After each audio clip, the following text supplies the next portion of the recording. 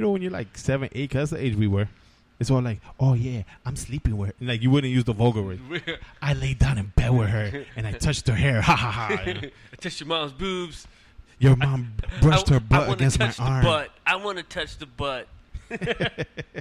Oh, the other day I saw your mom bend down. It wouldn't even be touching. It'd be like, I saw your mom bend down the other day. Wow, she's hot. You know. Yeah, we were fucking corny ass kids. It got worse as we got older, though. Oh shit. Nah, that's when the curiosity started kicking in. Yeah, then that's when the vulgarities come out and shit. Yo, can I sleep with your mom? Sure. If she lets you, like, what do you want me to do? Like, okay. I don't think so. Good luck with her boyfriend. I don't fuck with her boyfriend because he kicks my ass. Like, but go ahead. Feel free if you think you could take him.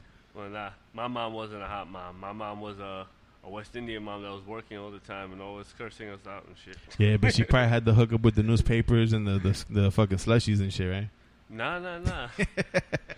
We weren't that Indian. We weren't the Indian from India where we own our fucking smoke shop and shit. You didn't have a smoke shop or the 7-Eleven? Nah, my mom was Verizon for like 40 years.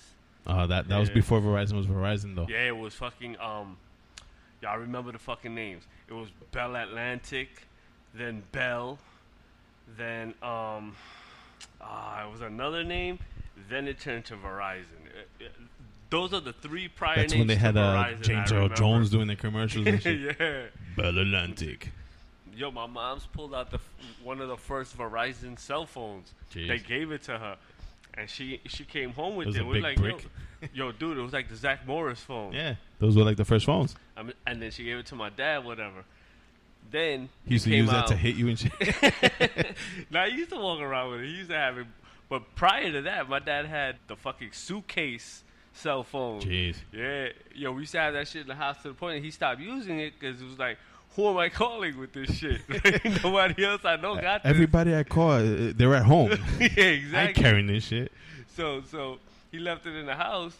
So me and my brother would pretend it was a fucking bomb and shit. We would just punch the numbers. It might have been. It might have been. We would punch the buttons on the phone and be like, you got 15 seconds to get out. Mission Impossible. You want to play Mission Impossible, Rob? So you hold the suitcase. We did that shit. And then when Nokia is actually like one of the first companies to start producing a lot of cell phones. They were the first cell phone to have like a reliable cell phone. Because it was like indestructible. Exactly, because then they made the smaller version that could actually fit in your pocket, and they gave it to my mom. So my mom gave me that shit when I was 17, and she didn't want it again because my mom and technology is like oil and vinegar. It just don't go together. So she's used to just blowing smoke signals and people know what she wants and shit. Yeah, exactly. Like clapping and shit, like the bird clap. yo, I need bread. Yo, guys, I gotta go home. My mom's calling me. Exactly. I just saw the 2 doves fly up above that, doing figure 8s. It's time for me to go home. It's 8 o'clock. So she gave me that shit at 17 years old, dude. I walk in a fucking high school with a fucking cell phone.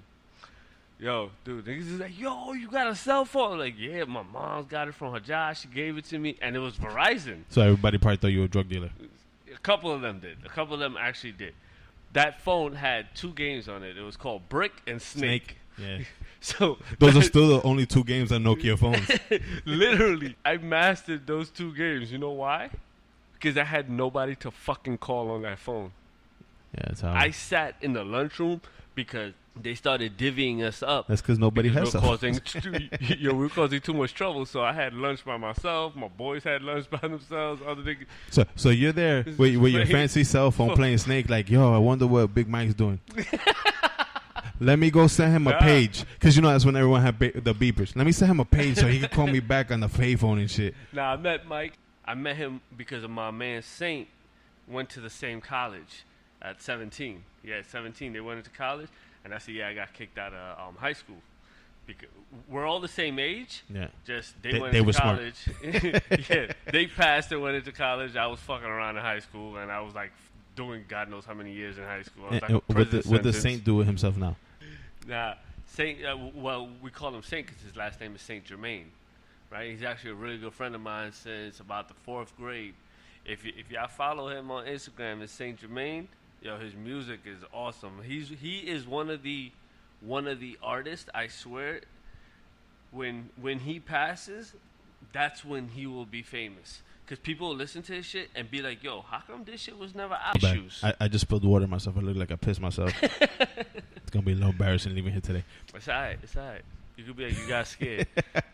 I got shook. You got shook. These Chinese people in this building are scary. They're looking at me like I'm about to rob the place. He threw a cigarette at me. Right? So he's friends with John Wick. Yeah, not here. Not here. John Wick will bring down these 4 buildings in like 10 minutes. Oh, they think you're John Wick because you like walking your dog with suits in the rain. Oh, I did that. That's a shout out to the last podcast. Anyone who's listened to the last one.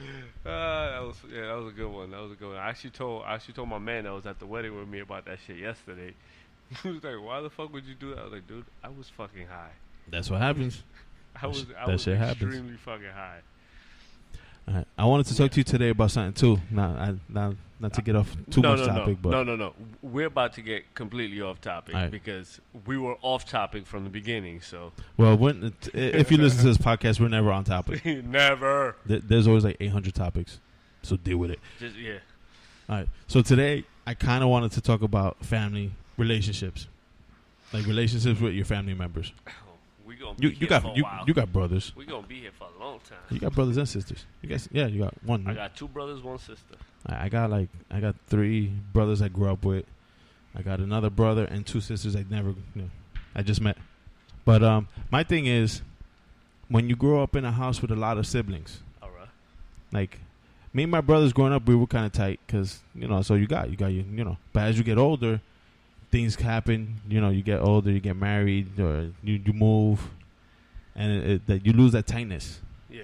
Well, some people, not all families are like that, but not all. Like I'm a testament to not all. See, like me, I don't know if I always blame it like, oh, that's the way I was raised. My mom kind of raised us to be independent and to like worry about ourselves type of thing, where we don't need nobody around us to do keep doing our thing. Yeah. That's what I always say.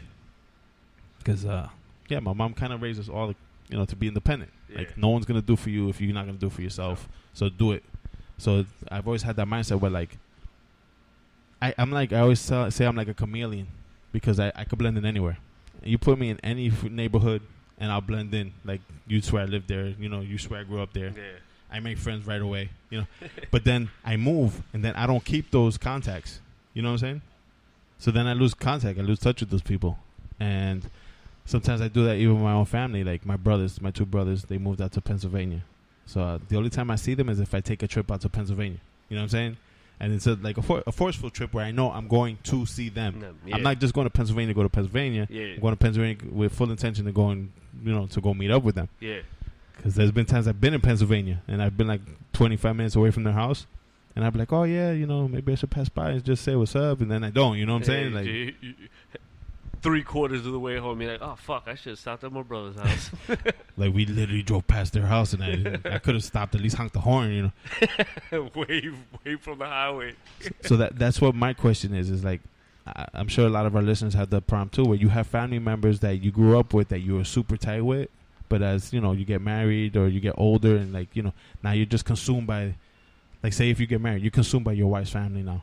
Okay. Or like or you move. A lot of people are like that, though. Now you're consumed by those new friends and but a lot of people are scared. What's the right word? Just put their family to the side and deal with their spouse's family. Because that's what's in front of them right now. Yeah. It's like, my family's there. You put them on like the back burner. Like, I'm gonna see them. Exactly. I'm gonna make time for them eventually. But like right now, this is where I'm at. Just going forward, looking at this. Yeah, exactly. See, me, I got 2 brothers and a sister. My sister lived in California for like 10 plus years. She moved out there, I forget what age, but it was an early age. And I didn't go visit her out there because I was still going through high school, and then I had a kid. So I was just going through life, Damn working kids, and shit. ruining families. Nah. Right? So I never went out there to visit her, but I did speak to her a lot. We would always talk. Then my brother right under me, he moved to California to try to pursue acting because that's what he wanted to do. So he moved out there with my sister. They were doing their thing. I would always call him, text him and shit. And my brother is very to himself. He doesn't know how to put himself out there. So it was kind of private all the time. Private all the time. So it was like, dude, you can't be like that if you want to be an actor. Hell no. Yeah, you got to put yourself out there. Not unless you're trying to be a mime. I've always been that brother that's like, I am my brother. No. I am my brother's keeper. Like, I get angry when people do shit to my little brothers. So, as he was out there, he would get played by the California people. He would tell me about it, but my brother's the type of person, he brushes shit off. He doesn't give a fuck. He's like, yeah, whatever, brush it off. But in my head, I'm fucking getting angry. And you're calling the goon squad. Like, yo, my nigga, we gotta go to California. We gotta fuck this nigga up. Fuck that nigga up. Right? Fuck Disney. Fuck the WB. We're going up in there hot. So that shit would get me angry, but I couldn't do nothing about it because I'm on this side, taking care of my fucking personal shit. So, and then I had my youngest brother. My youngest brother still lived with us at the time, but whenever he would get a girlfriend, that nigga would straight disappear. He would go, whatever girl he was with, he'd just be a ghost. He'd be like, gone. Be like, yo, where we on that, yo? Like, yo, that nigga met a girl. Oh, so we ain't gonna see him for like 8 months. It's like a prison sentence. Yeah, exactly. He'll come out after 8 years for time served. But the one thing about my little brother, even though he would disappear, if you call him and you need him somewhere, he will show up. If you call him and you be like, yo, I haven't seen you in like 3 months, he'd be like, I don't come this weekend, and he will come. Or, yo, can you come where I'm at? Yeah. You know, it's always been a give and take with us.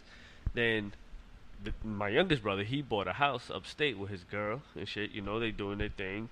Still works in the city. Wouldn't see him as much, but he always texting, always calling, yo, come to the house.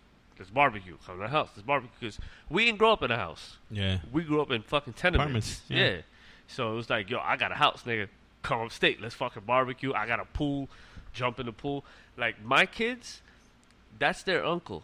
And the way he treats them, walks around with them, people would think they're adopted.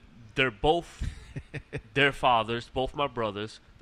Everybody thinks my daughters are my sister's kids because they both look like my sister. But that's the way we grew up. We were very, very tight-knit.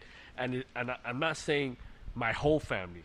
Tight-knit. And when I say tight-knit, it's just my mother, my father, my 2 brothers, my sister, my aunt, 2 of my aunts, and how many people came from Trinidad? You brought like the whole tribe? There's a lot of us over here. But like overall, that's basically the tight-knit family. And then when my oldest was born, she was so fucking spoiled because she in the background throwing up deuces. Right, yo, when she was born, it was like, holy shit, the first baby. Everybody, the first baby for the family. So it was like, yo, buy this. No, don't buy. Stop buying. So she got spoiled as shit, right? Why you think she's so fucking conceited now?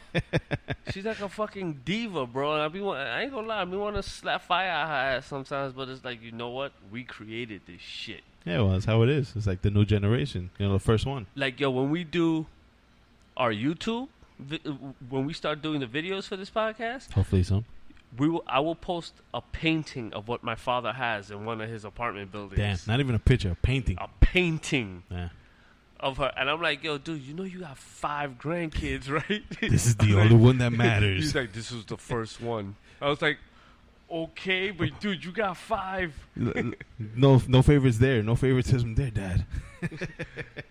But now, yo, but he be angry as shit. He like, all the shit I did for this little girl, the way we love her, I got a big-ass mural of her in one of the apartment buildings, and she don't even call me. I said, nigga, she is 15. She ain't gonna call you no more. She don't even call me. I was like, yo, dude, she doesn't call me. Half the time, I don't even know when she's home.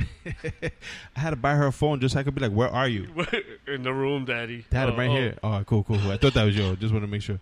Right, so it's like, yo. That's how it is. But other than that, like, I grew up with a tight-knit family. Now, I got a lot of devil and / evil in my family. A lot. Oh, everybody got that. A lot. And it was family that was, I consider, very close to me. You know? I grew up with these motherfuckers. I grew up loving them like if they were like brothers to me. Like, holy shit, we're going to be inseparable for the rest of our lives. Yeah. Well, false. I had cousins like that I grew up with, and they were like my brother and sister. You know what I'm saying? Because that's how close our families were. Yeah.